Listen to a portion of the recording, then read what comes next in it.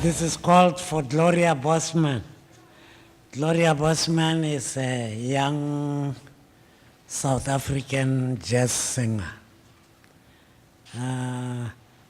Starts with a quotation from a Langston Hughes poem.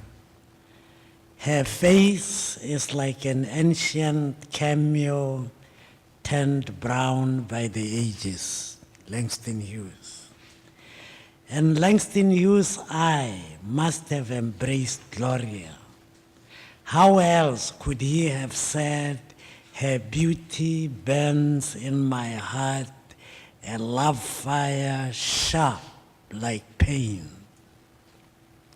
And if I could, I would borrow 1,000,000 voices to sing her name, she who gathers the whole world into the body of her soul and immerses it in a moment of sound, vibrant as cleansing ritual and sacrifice.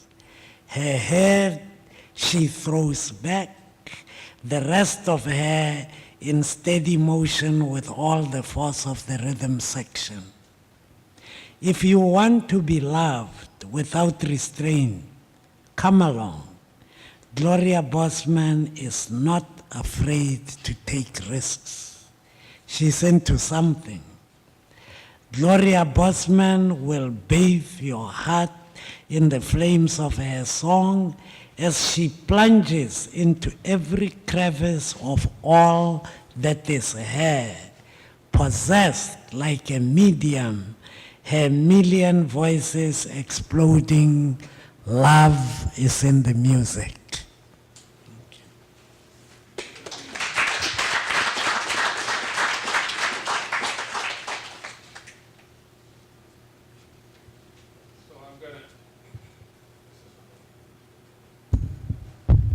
I'm going to be reading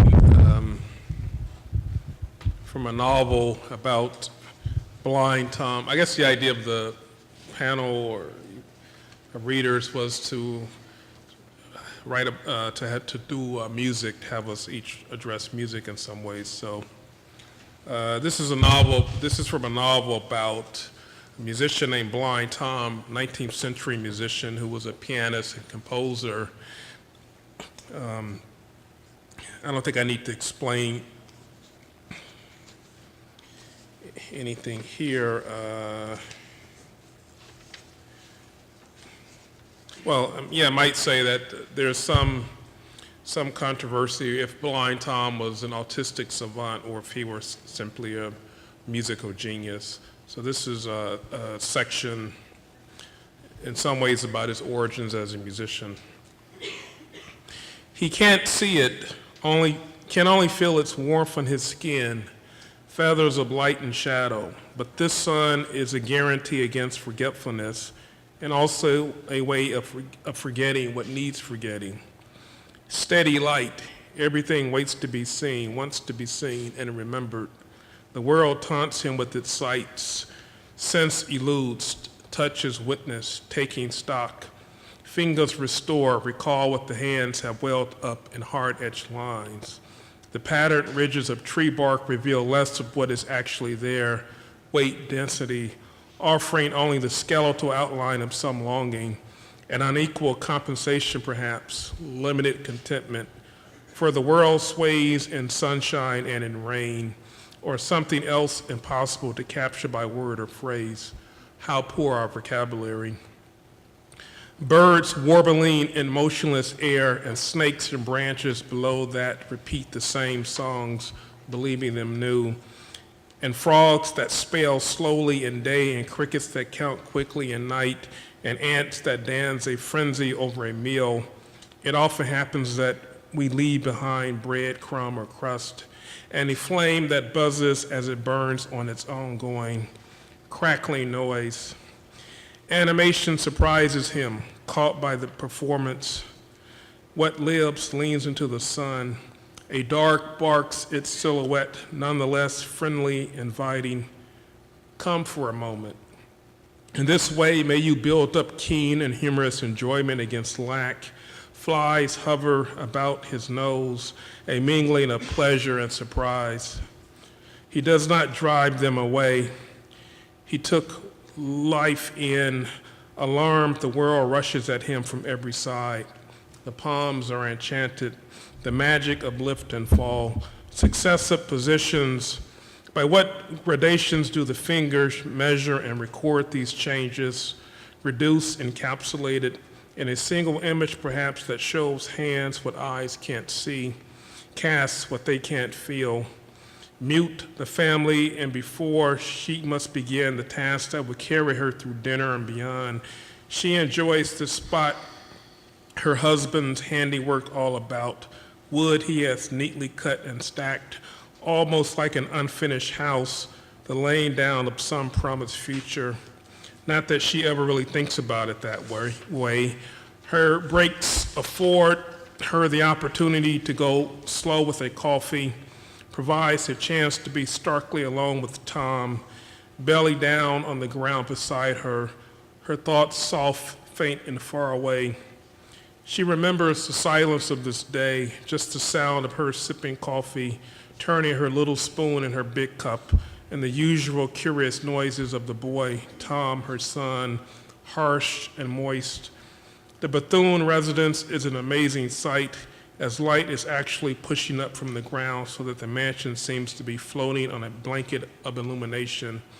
She lowers her head and brings the cup to her mouth, and the next thing she knows, Tom has somehow managed to climb up an inclined stump of wood to perch at the top of a pile, a deliberate elevation of self. That was the start of it. Crawling brought a striking transformation, a living thing changing before your eyes, some lowly creature confined to dirt, his hands directly under his chest and his knees bent outwards at odd angles, allowing him the sideways motion of a lizard weaving between legs and chairs. By this means achieving ambulation, however odd, and then once more he became unhinged from time. No slow progression from crawling to standing to the first stumbling steps with hands balanced against the wall. Instead, the crawling went on for years, his legs refusing to allow him to stand upright, let alone step a foot forward. In vibrations of grass, earth records the sound and intensity of falling shafts of sun, and things man-made too. The peanut shelling machine's gyrations forever imprinted in the soil below, arms and legs moving at the same time, big circles and small circles, tiny rituals, ceremonies, accidents of air. Nothing strange about sound pressing in, showing a sense of mission, place, names rise from locations, hollows bend. These few sounds, segments of breath, he rehearses. The syllables of his name skip across his tongue. Thomas, where do you live? Whose boy are you? Boy, where do you live? Even if there is tangible distance between saying and meaning, a distance which keeps enlarging in breadth and range. The sun drifts back inside, hidden behind a curtain of clouds, already damp, beginning to swell. Stars penetrate along the smell of the fields, the stable, the shed and the gardens, paths and roads. Freshness, a shift in the way he feels. His legs hold him upright, his head floating off where birds fly past. This body isn't his, he doesn't own it, but moves when he moves, takes him traveling, easy gating, the long way round, knows it all the way. He can hear the sound of his own breathing. Does he own it? His feet working harder now on the earth. Home, what else would you call it? The keys line up like hogs in a pen. They are cool when you touch them, as if cleaning, baptizing your hands in a cold stream. Trees bend towards earth in strong wind, the longest leaning touch, each element a shadow of the other. To be rescued like this, saved, how surprising this sound carried him through the world. Is it any wonder he sang like that, why he played like that?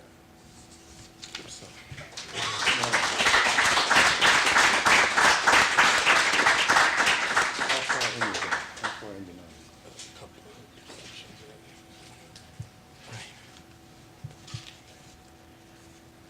for Johnny Gianni. Johnny Gianni was easily one of the best jazz bassists that the 20th century ever produced. He died in exile, perhaps appropriately on stage playing in Germany. When I swim in my music, a hammerton of colors becomes an area of feeling where a rainbow of feathers peoples all space dancing in my heart. Here, I do not even know what flowers pop out of my eye. I move without even touching air. Johnny, you take us out there where we gasp silently amidst the bombardment of sound in the spell of the witch doctor's son, where I cannot even ponder how a witch and a doctor paradox could be one entity. Your bass, Johnny, pins nothing down.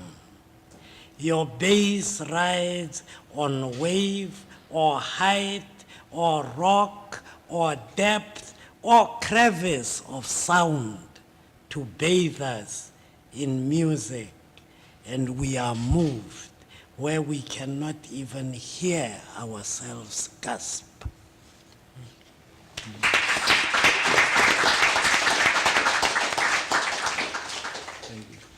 My name is Pio Mahala.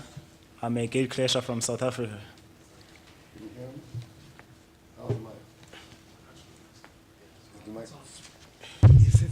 Maybe You can hear me? closer to you. Is it better? Yeah. Beads of cold dripped down the beer bottles. I grabbed my two companions and took a cursory look around the house. I went to the furthest corner where there was an empty table. I filled the glass with half beer, half foam. Doing things in a haste has its disadvantages. I had to wait for the foam to disappear before I could drink my beer peacefully. I slugged the first glass in 2 gulps and poured another. After taking a sip from the second glass, the music got louder. The popular sounds of Hamba Nonzokolo by Dorothy Masuka were blaring from the gramophone. Suddenly, the dance floor was filled with men and women wiggling, wriggling, and tapping to the song. Everything was done rhythmically. One of the fringe benefits of not having ostrich legs is that you are fast on your feet. Both men and women knew that you needed a partner to occupy the stage. I took to the periphery of the dance floor, hoping that my moves would be noticed. Just like in the unimaginative Cinderella stories, a beauty came out of nowhere and danced with me. She wore a white blouse and with black dots, a long blue skirt and white shoes. She had long plaited hair, yellow skin and sparkling black eyes. Her teardrop earrings glittered under the lights. She had high cheekbones, small pink lips, and a pointed chin. She held a skirt on the sides, kicking this way and that. I curled my arm under hers, and we moved towards the center stage. I went down on my knees and started patting her ankles, gradually working my way up her legs, around her hips. I stayed a little longer around her hips. All of the 9 steps went berserk. There was ululating, whistling, and screaming as she moved away and blew me a kiss. We joined and I repeated the moves. With the rest of the revelers now watching, I gradually moved up, touching her until we were almost level. We could have been level, except that I was not exactly the same height as her. Some perverts call a match between a vertically challenged man and a long-boned woman if, each letter representing the man and the woman respectively. It was now her turn. By the time she got to my waist, my crotch had swollen to irrepressible proportions. We danced like we had been practicing together, the bulge in my pants notwithstanding. Before the end of the song, she blew another kiss in my direction. and I took that as an invitation that we would meet later. After gulping down the remainder of my beer, my eyes circulated all corners of 39 steps in search of my beautiful dance partner. She was nowhere to be found. With newly acquired bravado, I moved to the table where my brother and his friends were busy discussing the passive resistance movement. I was not interested in intellectual or political debates. I just wanted to be in a strategic position to scout for the beauty my beautiful dance partner had suddenly vanished. The brandy on the table was still on the shoulders, but my brothers saw it was necessary to get another one in my honor. Terence called on Freddy. "I need some hoosh for my brother here," he said with a glimmer of liquor-induced generosity. "This man dances like nobody's business," he added boisterously. "I've never seen that child before. Who is she?" "You know me, man," I said, taking off my hat and putting it on the table in front of me. "I get such nice childs all the time." I didn't even ask her name. "From now on, she's the dancing queen and you are the king, my brother. Try vanishing queen, maybe." I haven't seen her since we left the dance floor. At that moment, Freddy brought a half a jack, and I wasted no time slugging it. More alcohol flowed until the lights, the tables, the bottles, and the glasses started dancing synchronically in front of me. Beer in hand, I staggered towards the door. It was not time to go yet. Who can be bothered to go back to a nagging woman when free alcohol is flowing from all directions? I just needed to take a leak. I balanced on the rails as I went down the 39 steps. Down on the street, I emptied my bladder against the nearest tree. It was a long beer-filled piece. I zipped my pants, and as I turned, voila. There was the dancing queen, standing under the street lamp, shivering with cold. I had no option but to change my mind about going back to 39 steps. Nothing can be better than landing a hot child after slugging a cold beer on a rainy day. "Hey, beautiful, are you going already?" I asked, bearing in mind that there had been no time for formal introductions earlier. "I was supposed to have gone a while back, but the man who was supposed to pick me up is not here yet," she responded in a somewhat shaky voice. "This is careless disregard of your beauty and dignity as a woman. It's travesty of human justice. Such a creature does not deserve to be called a man." It was the host speaking. "That's true," she concurred, even though she probably didn't understand half of what I had just said. The important thing was that in front of her was a man who seemed to care about her. "Is this supposed to be your boyfriend?" "Well, from this moment on, he's my ex-boyfriend." "That serves him right. How far is your place from here?" "Victoria Road, just around the corner. I'm just scared to walk alone." It is a sin before the eyes of the Creator to allow a beautiful woman like you to walk alone at night. "Stompy cannot allow that," I said, thumping my chest. "Are you sure about this?" she asked in a melodious voice. "Darling, I'm deliriously in love with you. I'd do anything to make you happy." I took off my jacket and covered her head and shoulders with it. I tried to take calculated steps to minimize the staggers. "Thanks, Stompy. You are so kind. I live by myself and it gets lonely sometimes." I wrapped my arm around her waist. She wrapped hers around mine. "You'll be living alone no more," I assured her. No beautiful woman can claim loneliness in the presence of Stompy. "But how come I've never seen you at 39 steps before?" "I don't get out of my place too often, only on special days," she said. "And what's the occasion today?" "It's my birthday," she said with a glimmer of excitement. "It's your birthday today. Stompy will make this a special one for you." There was a momentary pause.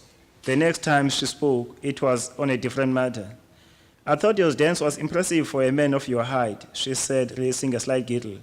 I took that as a compliment. I knew my prowess on the dance floor would do wonders. "My lack of height is compensated for in more ways than one, believe me," I said, assuring her of the vastness of my talents. "But I'm sure there are things you can't reach because of your height," she said, a mischievous smile playing at the corners of her mouth. "There's nothing I can't do," I said, moving closer to her face. "I can even reach your lips." I said in a half whisper and planted a kiss on her soft lips. She welcomed it by slightly patting them. It was a breathtaking, tongue-locking kiss. My hands fumbled on her curved backside before she pushed me away. "Not here," she said, and looked away timidly. "By the way, my name is Candy." I was a bit embarrassed that I had forgotten to ask her name. Anyway, I had my priorities right. So I had my priorities straight. I had to score that night, and I was about to score really big. "Candy, what a beautiful name. No wonder your lips are so soft and tender.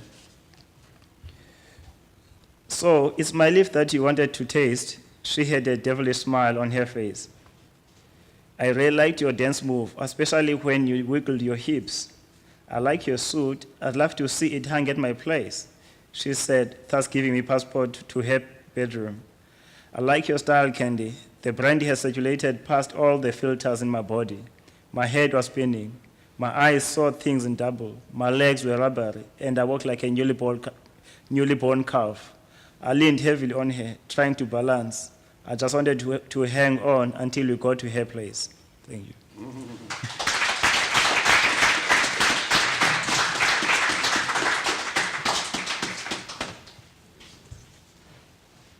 Cassandra Wilson will sing. Let me sense the chaos.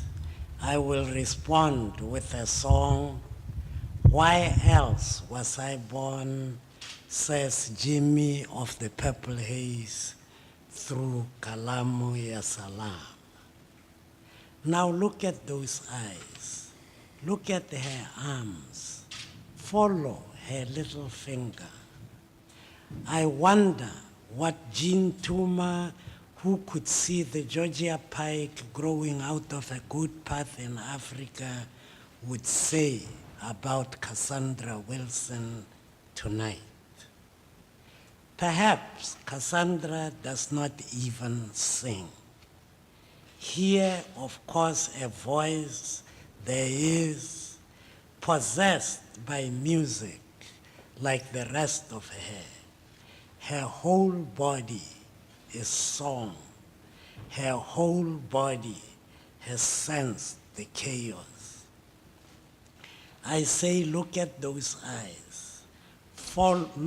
I say, look at those eyes. Look at her arms. Follow her little finger and understand perhaps why you were born with ears.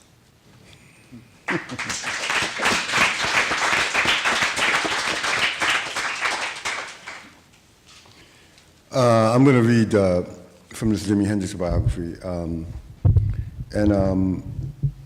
It's going to be a little circle here, three parts. One has to do with the beginning of the book, actually, where I talk about his death. And this is in London in 1970. Then I go to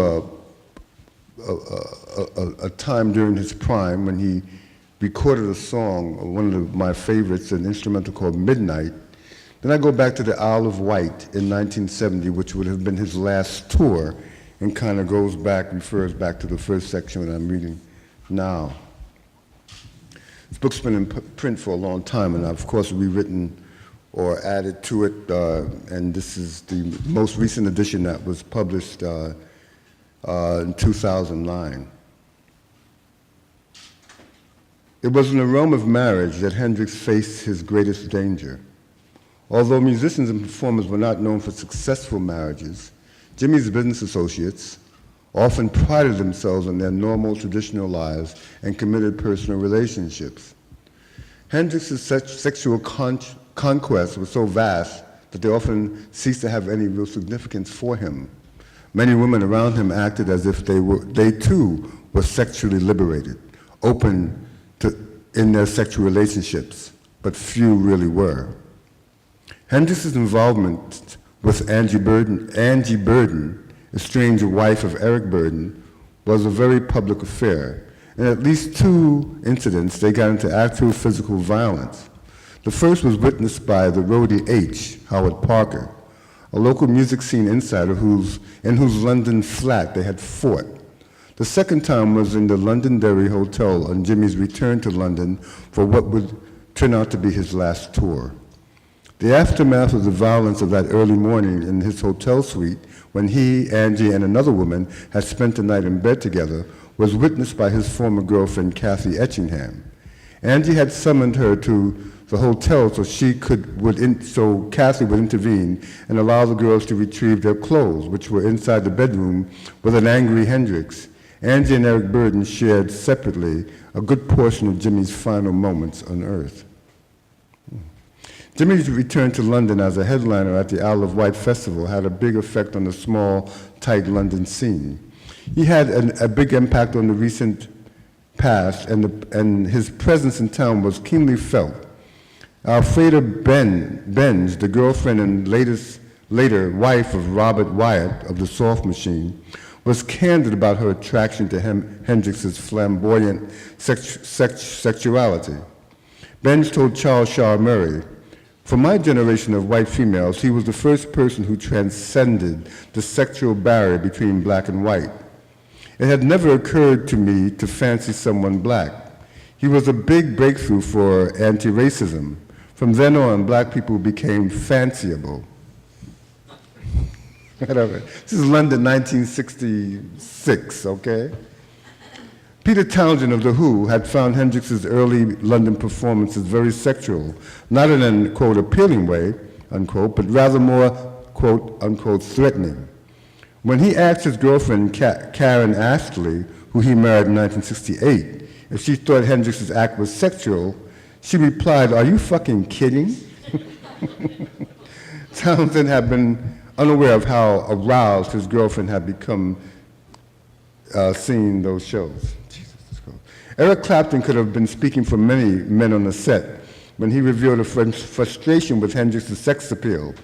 In remarks made to Rolling Stone in 1968, he said, "You know, English people have a very big thing towards a spade. They really love that magic thing. They all fall for that kind of thing. Everybody and his brother in England still sort of think that spades have big dicks. And Jimmy came over and explained that to the limit. And everybody fell for it." End of quote.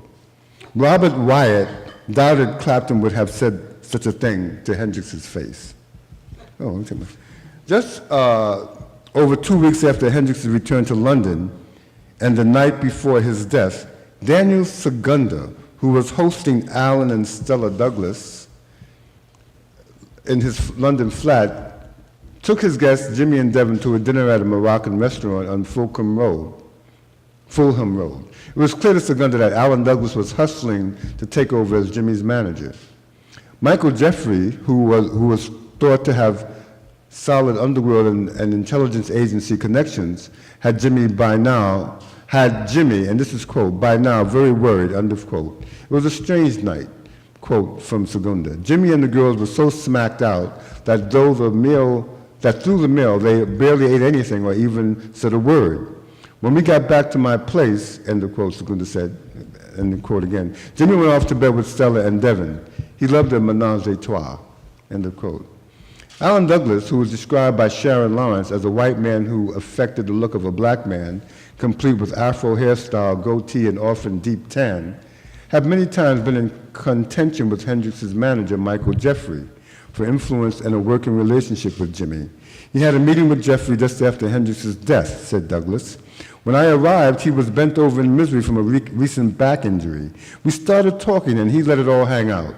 It was like a confession. The one thing he said that I'll never forget was, quote of a quote, every time I had a woman I cared for, at some point I would realize that she was with me only to get him," end of quote. Douglas added, "In my opinion, Jeffrey hated Hendrix because Jimmy had slept with Lynn Bailey, Jeffrey's girlfriend. Being so open, Hendrix couldn't have understood why Jeffrey might be upset." But Hendrix's potential conflicts were not limited to jealous husbands, wives, girlfriends, and boyfriends.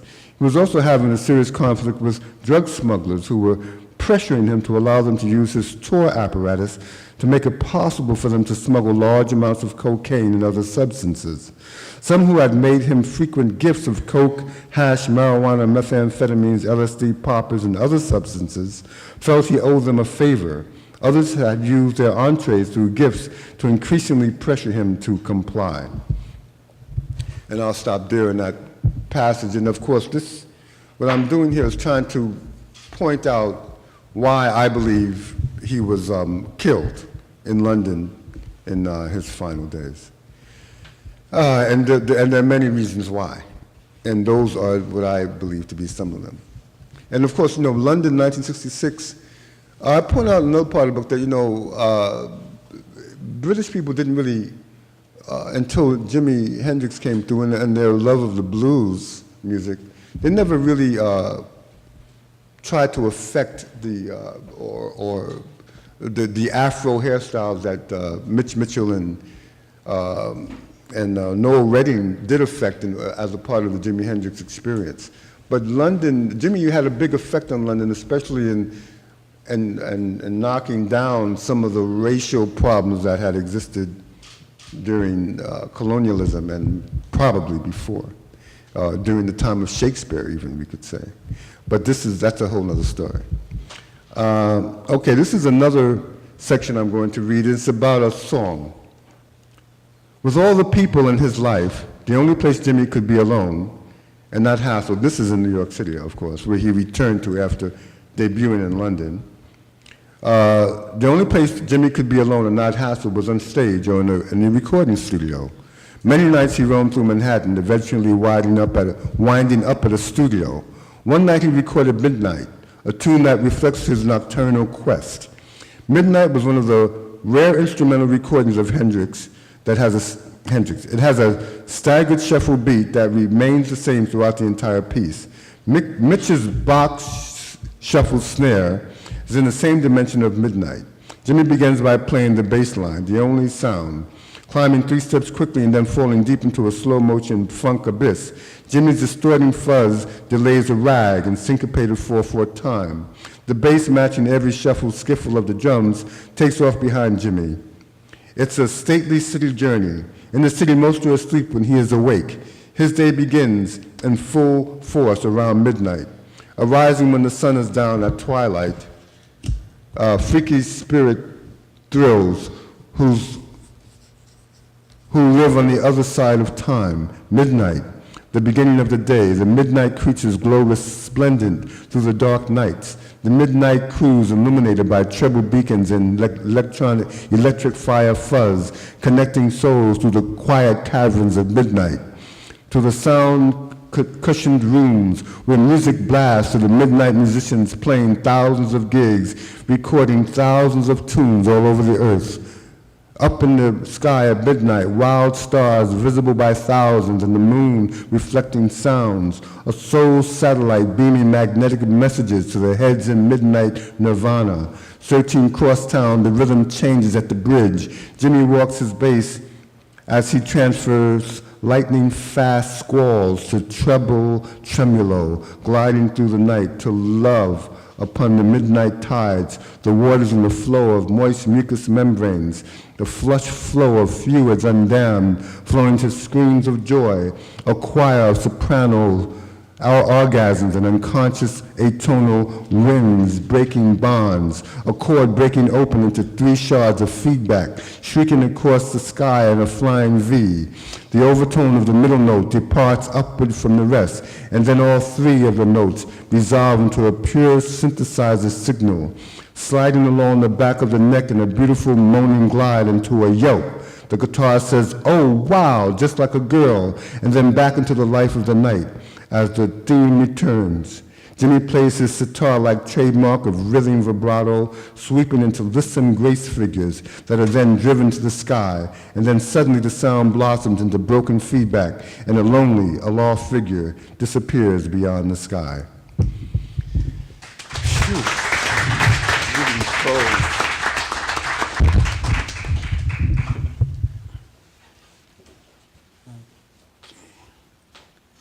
For Art Blakey and the Jazz Messengers.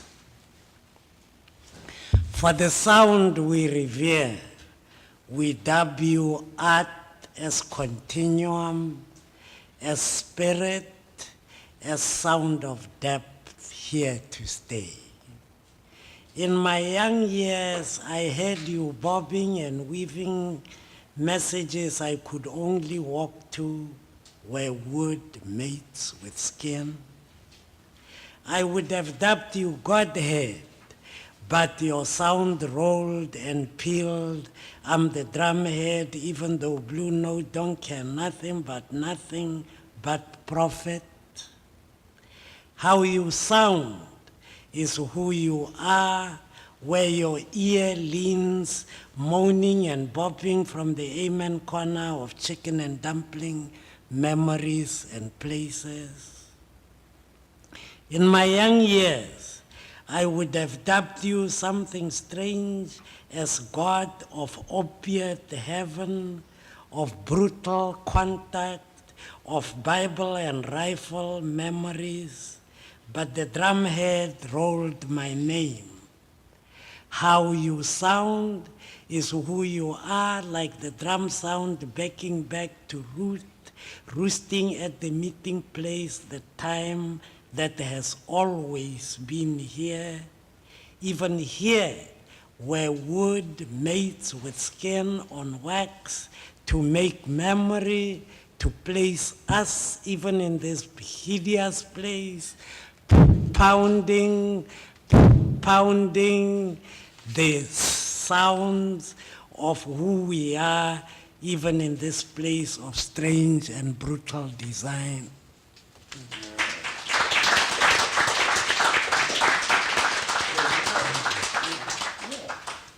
David, should we keep going, or what do you think? Take questions? Any questions? Maybe read something else at that point? Well, maybe no one has a question. I'm curious. There's one. I want to know, what is the name of the book that you got excerpt from, and you got excerpt from, and you ended it? Well, my book is called Excuse Me All I Kiss the Sky, Jimi Hendrix Voodoo Child.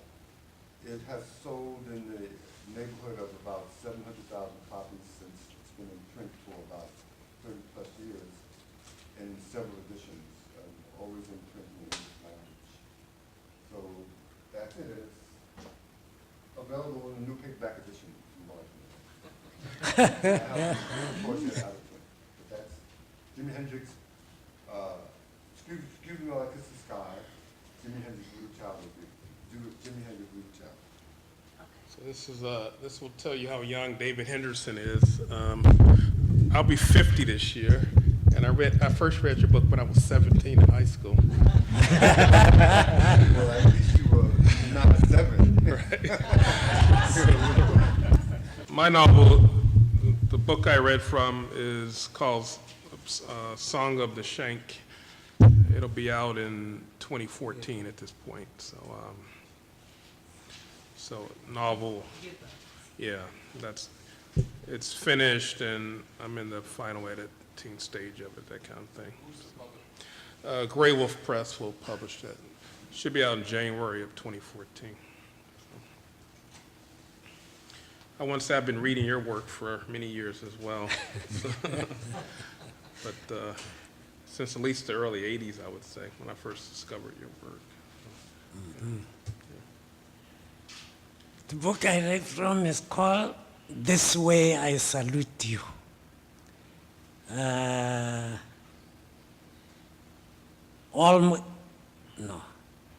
Every poem in here is dedicated to some fellow artist or another, musician, poet, painter, so on, that touch my life some kind of way or another. It was published in South Africa by Kwela Books. I think right now it's out of print, but I understand you can get it through Amazon at some hideous price. Okay. I read from my short story collection titled African Delights. Well, I've written before it. Jeff must have first read my work at the age of 10. This book is divided into 4 sections. The first one is set in the 1950s, so far down to 1950s, going through the 80s, 90s, and the present period. It's my second book. Okay, it was published late last year in South Africa. It follows after my debut novel, When a Man Cries, which was published in 2007. Thank you.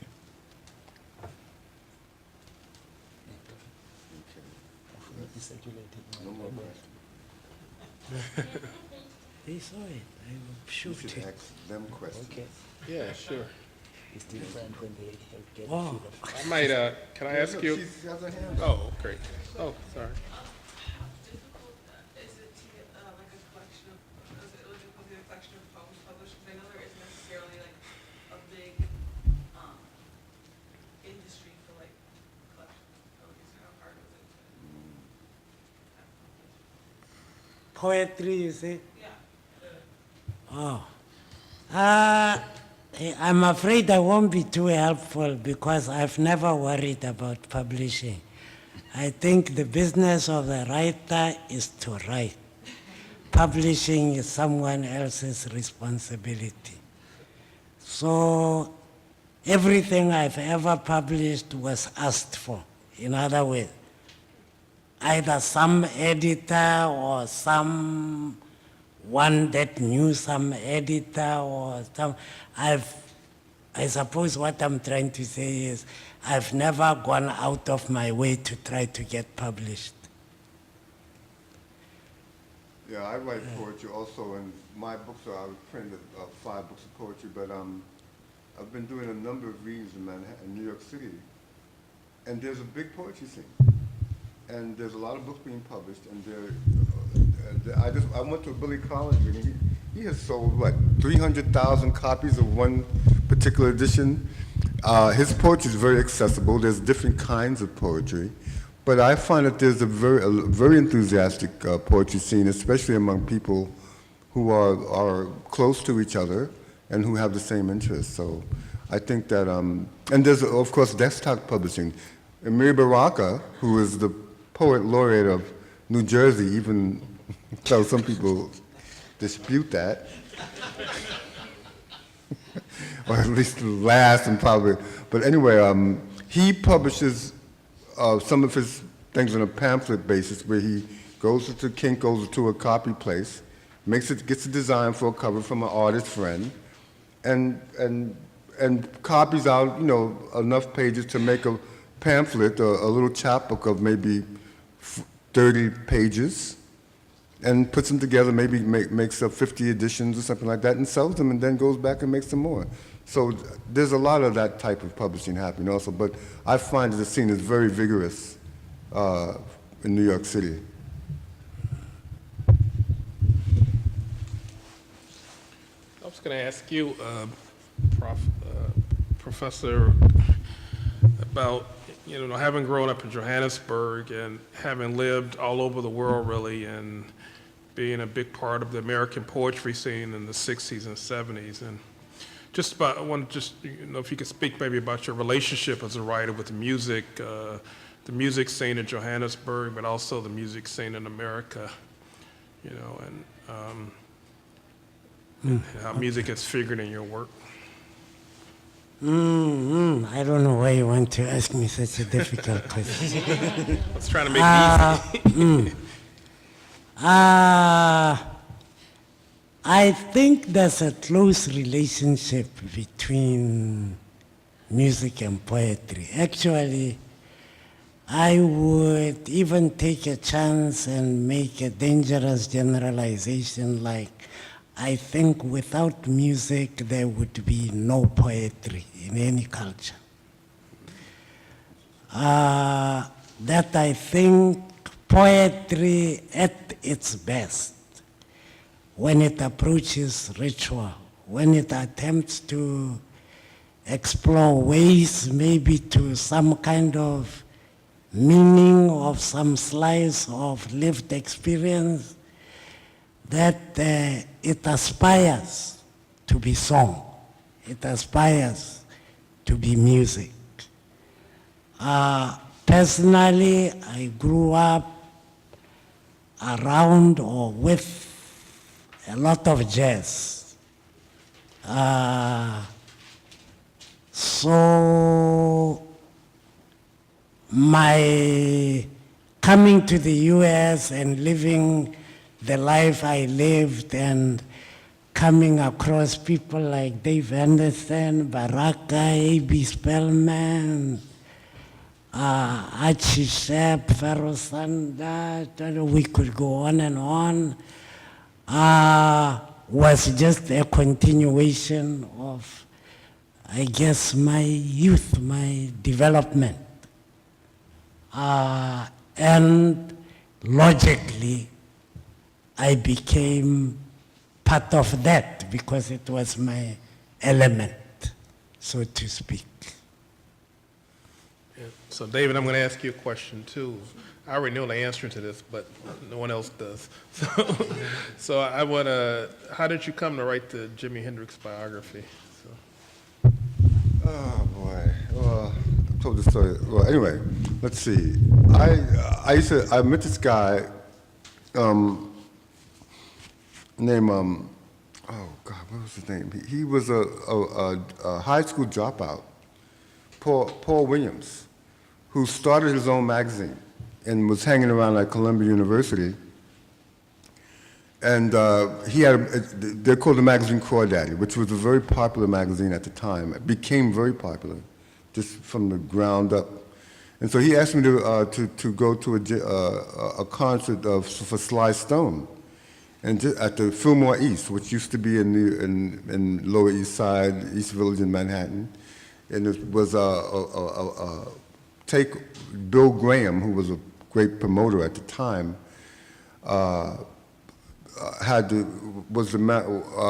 gave concerts at a club in San Francisco called the Fillmore, and so the Fillmore East was a counterpart to the Fillmore West, although the Fillmore East was a huge theater, very much more. Now it's gone. Anyway, I reviewed the concert, and this so happened that Sly Stone and Jimi Hendrix were going head to head on the same bill.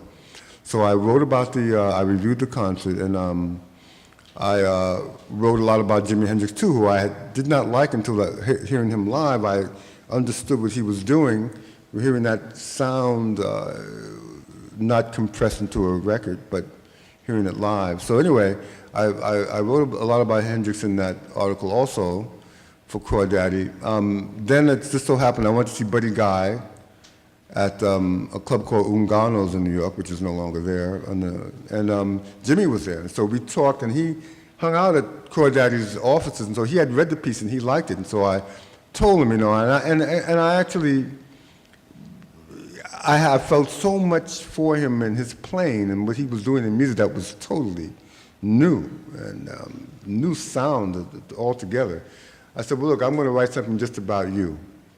And I kind of let that slide for a while, but then he died. He was killed. He died under mysterious circumstances, although as things go, it was reported worldwide that he had died of what some people thought was a drug overdose, or it was explained in such a way that some people believed that it was drug overdose related. I think it was said he died of barbiturate intoxication and vomiting caused by that. Well, as I point out in some of what I write here in the book about COINTELPRO, some of the government programs, or even more to the point, in 1968, which is 2 years before he was killed, in Paris, the students almost took over Paris completely. They almost took over France. I mean, this is huge. So, I mean, you recognize how strong the youth culture was at that time and how dangerous Hendrix was thought to have been, especially in terms if it was found that he died under foul circumstances that may have involved either through lack of effort, the British authorities, or may have involved British subjects, who knows. So that was a fact. And of course, Hendrix was against the war in Vietnam, although some of the British authors still dispute that, although there's no dispute about it at all. He played anti-Vietnam War concerts. He also supported the Black Panthers financially, and he dedicated his Berkeley Community set, his last set in Berkeley, to the Black Panthers. So anyway, after Hendrix died, I said I would write about him. The piece that I published in Core Daddy was republished in an anthology that Ishmael Reed edited called 19 Necromantics from Now. That piece was reviewed in the Rolling Stone by Julius Lester, who's a great musician and writer. And he said it was the best thing in Hendrix he ever read. So anyway, from this, ironically, in this Rolling Stone review, I turned into my writing this biography of Jimi Hendrix. And that's the story of that. Sorry it took so long. But anyway, but I had promised him I would write it, and I kept my promise. And I'll ask one more question and I'll shut up. And so Spiwo, I want to know, in terms of like the hip hop scene in South Africa right now, what impact do you think it's having on young South African writers, yourself or others of your generation? Yeah, the hip hop scene. Unfortunately, I'm not part of that. As you can see, I'm old school. Okay. But the hip hop scene is quite vibrant in South Africa. We adapt to all new inventions. The presence of the digital media is making so much difference. You know, now you no longer have to put together demos to knock on people's doors. You put something together and put it on YouTube, and everybody can see it. So as a result, there are poetry groups in and around Joburg that are really, really happening. So much that in Joburg we have what we regard as the cultural hub, which is Newtown, is designed as a cultural hub. But the underground movement, which is happening Joburg, Maine, is more powerful than what is designed. So in my view, that is the power of new technologies and adaptability of the poetry scene. But most importantly, I think my generation in particular, we stand on the shoulders of the giants that precede us. You know, I can confidently say no writer has relevance unless they immerse themselves in the work of other writers. So whatever you see now has a number of influences, and some of us draw directly from the preceding generations. Yeah.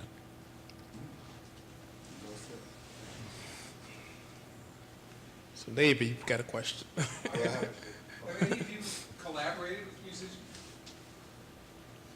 Yeah, we have. Yeah. Go ahead, don't be Oh, shy. oh, okay. So let's see. I think I used to sing doo-wop when I was a teenager, and when I visit my mom's day, that hallway still has the greatest echo. It's amazing. The echoes. I'm going to record something, I swear. But we did doo-wop. Then, which I believe that the bass line in doo-wop is right along with hip hop. There's a transition there, and they're very related. Want to sing one? No way. No, that's another budget. But during the beginning of the Black Arts Movement, this is the 60s, I have a song that Amir Baraka loves called Keep On Pushing. And of course it's based on Curtis Mayfield's great song called Keep On Pushing. And it was around the time of the Harlem Rebellions and of the civil rights movement in the South. And so people love that song. And I actually did it at the Apollo. It's on an album that was published, that was put out by Motown called Black Spirits. And so, you know, I'm reading that poem at the Apollo, and it was a benefit that Amiri Baraka put together for an anthology that Random House published. Later on, I wrote lyrics to a melody of Sun Ra called Love in Outer Space that I just, that was funny. I went, and he said, well, look, let's go to the studio, and so you'll do it so we have a good version of it from the way you did it. So I did it, thought nothing of it, went to California, came back years later, and a couple of years, he had a whole production number he made out of this. They had dances, they sang, everybody sang, and they played. It was great. And then, after he died, they published, something came out called Sun Ra Singles. And in that collection of singles is that demo I did of singing Love in Outer Space, which is, you know, there. So that's there. I also did a recording with Ornette Coleman of one of his poems, I Was Talented. He used my voice for that. But working with Ornette was amazing because I actually got to sing some songs that we didn't put on the record because he got a female singer change the keys. But I'm going to actually do that because he still has the original tapes in that key. And so that's something that I play on. But I did work with Ornette Coleman, heard him rehearse, worked with all the Charlie Hayden and Ed Blackwell and Bobby Bradford, and it was a great experience. And I've done other things in studios in California with musicians of different stripes. I spent a lot of time with Huey Master Kayla, who used to stay in my bungalow in Berkeley, California, and they had a group called the Union of South Africa, and I must have seen them play, it seemed like hundreds of times, and it was great because they were a beautiful group with anyway, I still do some music today. I collaborate with a drummer from San Francisco called Bob Marshall. I've recorded some other things. I wrote a musical play called Ghetto Follies. It was a musical, and they had a group that performed some of those songs. So I feel a strong connection with music, and actually we did a tribute to Gil Scott-Heron, who was a friend who used to stay with us in Berkeley. We did that at the Lower East Side, and I worked with a horn player named Daniel Carter. So the music is a very big component to the writing that I do.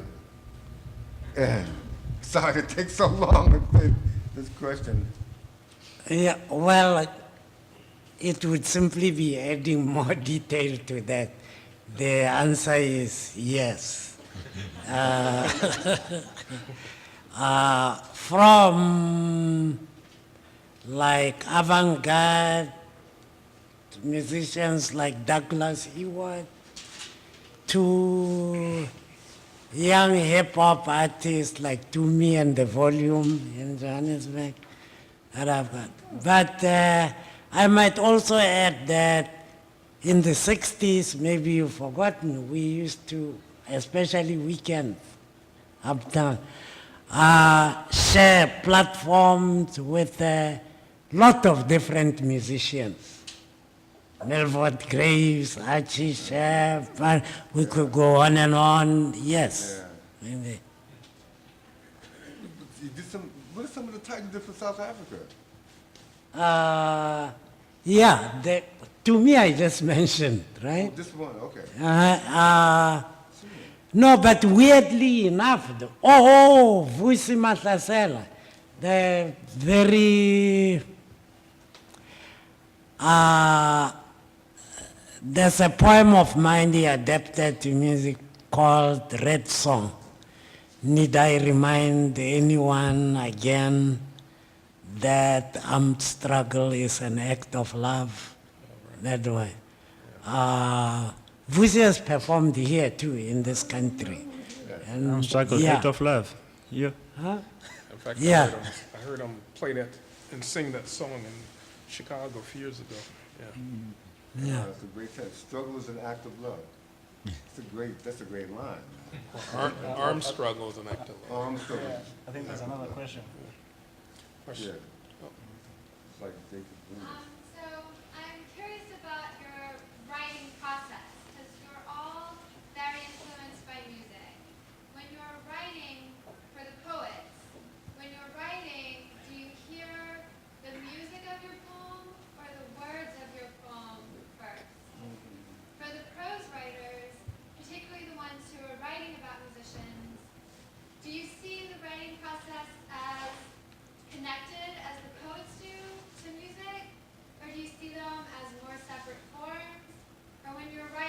also hear the music of your writing?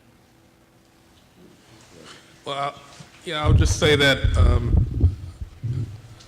I'm very interested in the musicality of language. So, I mean, I write poetry too, but when I'm approaching fiction, this novel I've been writing, so I'm very interested in musicality of language. And part of what I tried to do with this particular person, Blind Tom, a real person who lived in the age before there were recordings. So one of the things I had to try to do was to imagine what his music sounded like. And so, that was part of the process of trying to write the book, with some of that. So that's one thing in trying to describe the music. And actually, I've said this and mean it in a very genuine way. I learned a lot about how to write about music from reading the Hendrix biography.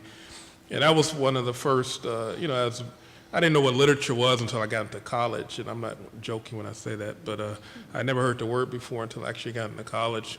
But when I read your Hendrix biography, that was the first time I became consciously aware of how a writer could use language. And, it stayed with me, and I went to it back, and, so, so I'm always very interested in that aspect of writing, the musicality of the language, and then, creating a character, and, there are all these kinds of processes involved, so. Yeah, let me chip in because I have a different view. I have no particular interest in music. Get off the stage. Yeah, I think in my work, I capture sounds more than just music. If someday when you get to read the work, there's a story there of a man separated from his family. He lives alone. And there is the sound of a mosquito. And he kills the mosquito, and there's no sound after that. So the silence of the mosquito becomes too loud for him. And the next sound that happens is that of a mouse. And he captures the mouse in a box, but, decides not to kill the mouse because all of a sudden it will be quiet in his house. So he'll feel the emptiness of the house. So those are the kind of sounds that I capture in my writing. Yeah, that are not necessarily music. Sorry. Well, for me, I don't know. Maybe it's music first and finally music. I said earlier, I start off from the premise that without music there would be no poetry. But there is music, there's music, sound, as the aesthetic ordering of sound. But there is also the music of language, or musicality of language. And that, I think, the separation between the two maybe was created in the classroom. You know that? Yeah. That otherwise they are organically related, I think.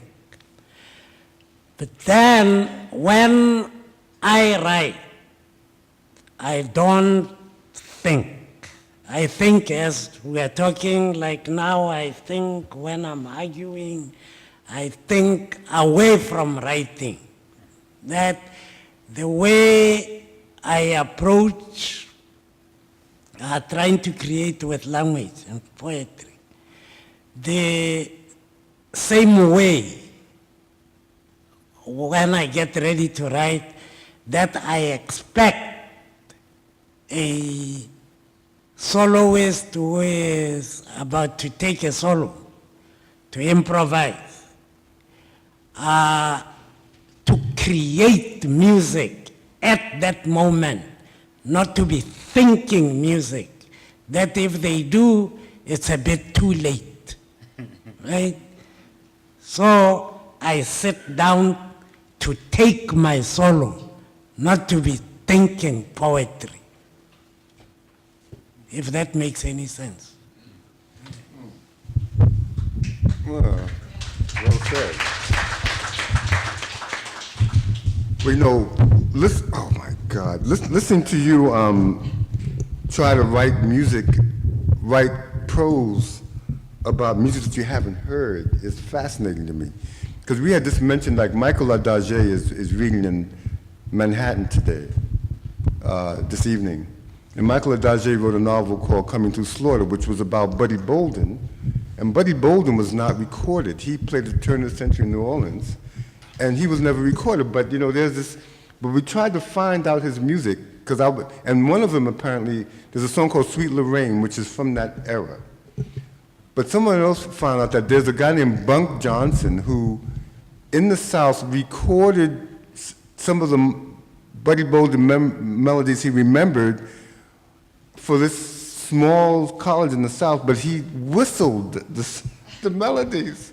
So there's this tape of these whistling of these old melodies from the turn of the century. That's the only record of those songs. So it's really amazing. So that you're doing that with Blind Tom, to me, is really fascinating. I've been bugging Jeff about getting some of that music. I want to hear what that music sounded like. You know, Bunk Johnson, William Carlos Williams was really into Bunk Johnson. Well, here we go, the New Jersey poets, man. You know. But Lafcadio Hearn was a writer who wrote about New Orleans before there was recorded music. And what I loved about Lafcadio Hearn was that he notated some of the music he heard in the street. And that's so beautiful, because you're there in his books, all these notations, these musical notations. So the music exists and lives through a writer that way. And, you know, then in living downtown in the village, in the East Village, and, you know, we had Bob Dylan and, you know, and Leonard Cohen. Of course, Hendrix was a great poet, I think.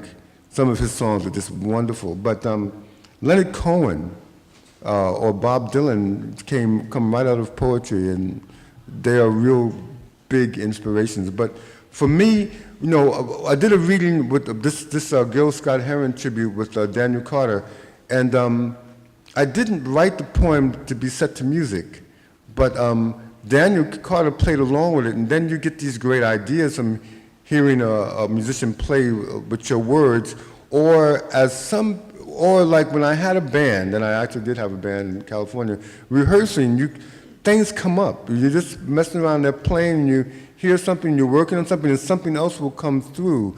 So in that respect of working like that. But writing, I love songs, because songs, this is the simplest song, the song could have 2 or 3 lines in it, and it really conveys so much. And then it's a true marriage of the music and the word. So you can write I believe you can write some things and you want it to be a song. Other things you don't write as a song, but they can be a song. But, you know, because in New York, we do a lot of things. I just read at the Poetry Project, which is a 40-year-old tradition of poetry in the East Village. And that's a straight literary reading. There's hardly ever any music, especially in a small room. And you just read for a group that essentially comes out of the New York school. So there are different venues, different places, different realms for different types of writing. So I think you just sit down and, as Willie says, you get the inspiration, you just write, and it happens. David's got it. I just wanted to ask you, to what extent maybe politics informs or the words or motivates the words and music that are a part of your art? Because it seems to me both in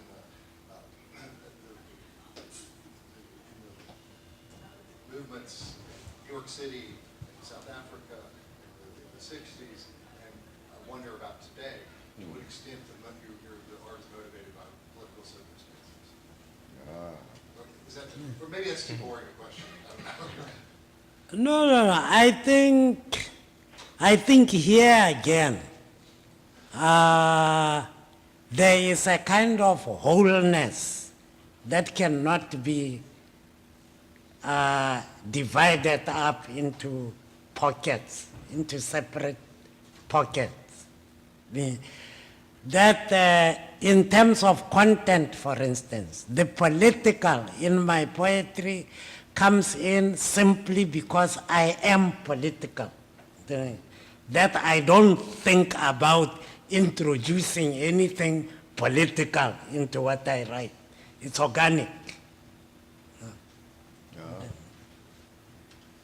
You made me think of, we mentioned this before, but Jake Zuma, he would have this song about dancing with his gun, right? It's political. He had this song, I think it got him elected president, right? He was singing the song, and of course, Mbeki, who's this intellectual, they pointed out Mbeki was this very Marxist, pipe-smoking, serious guy, and here's Zuma, who was singing a song, and people related to the song, I think. But I think that the poetry coming out of downtown New York or coming out of the Beat Generation, the Black Arts Movement, is very political. And I think poetry has always been pretty political, organically, because if you're living in the world and you're looking around you and you're dealing with people, but especially in terms of the Black Arts Movement, we were involved in the Civil Rights Movement. And Langston Hughes was a great influence to us because, of course, he'd come from the 20s through World War II, up until through the 60s. But what is so interesting to me about Willie, I listened to him so carefully, is because Willie was involved, understood from his experience, living under apartheid or coming out of apartheid at a time when we were fighting Jim Crow in the South. These intersections were so remarkable. So Willie has always been an inspiration to the to the black poet, to the poets here, because of his experience and the way he's handled what he's had to handle, which is still going on. So. We're the group, the last poets, were named after, in honor of you, Willie, your poems, right? Yeah, they got their name from a line in one of my poems. Although offhand, I don't remember which poem, but Well, what an egotist, man. yeah. He forgot. You have to coach you, man. Yeah, that's funny, man. But Allen Ginsberg was a great inspiration to us, and a very important activist. And recently, we did put on a anti-war, anti-nuke reading in late October. We had some Afghani-American poets and some Iranian poets and some poets, Jewish poets and poets from downtown, black poets, read together in the East Village. And of course, we all read Plutonian Ode, which is an anti-nuke poem that Allen wrote, which is a brilliant poem. And we were really happy to all of us say this poem because, this is right in the heels of Fukushima, which is a huge worldwide disaster that so much is being suppressed. Part of what the poets do sometimes, because the information, there's so much suppression going on information that it has to come out somehow. And so I think some of the poets are driven by their knowledge of the suppression of information.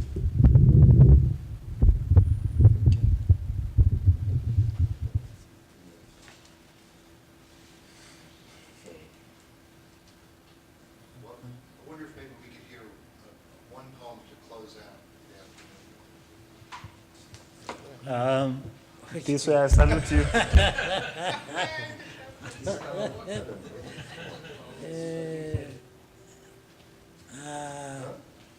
Can we have the poetry? Oh, okay. I could tell that. Oh, you put your books up? Thank you.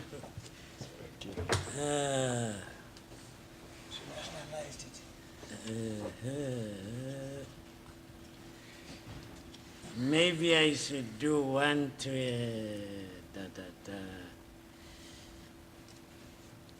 a writer instead of another musician. Have you written one for me? No, wait.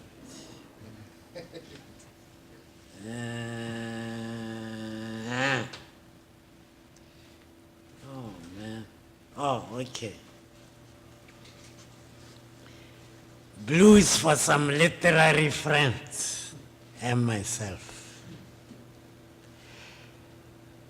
So now you walk the streets alone at night, and your eye is not the coil around your soul and soil. Your soul is soiled.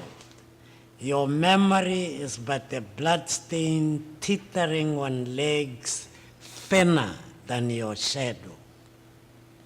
Bwana Poet, please tell me about love, or is yours tucked away too deep in the yellowing pages of your books? Tell me about justice, about Amilcar Cabral. Tell me about beauty, or about the rhythm of the sun, or the whip on the back of a slave. Your soul is soiled. Your memory is but a bloodstain, and love is often just another word for the boundary between soul and soul. And when you talked of justice, did you know that it is often just another word for compromise and affirmation of conflicting interests? O fathers of my father and me, the voice of our land and blood is still. Our skeletons rattle between the yellowing pages, and the young eyes will soon curse our cowardice with a simple, "What did you do?" between despair and desire. So now you walk the streets alone at night.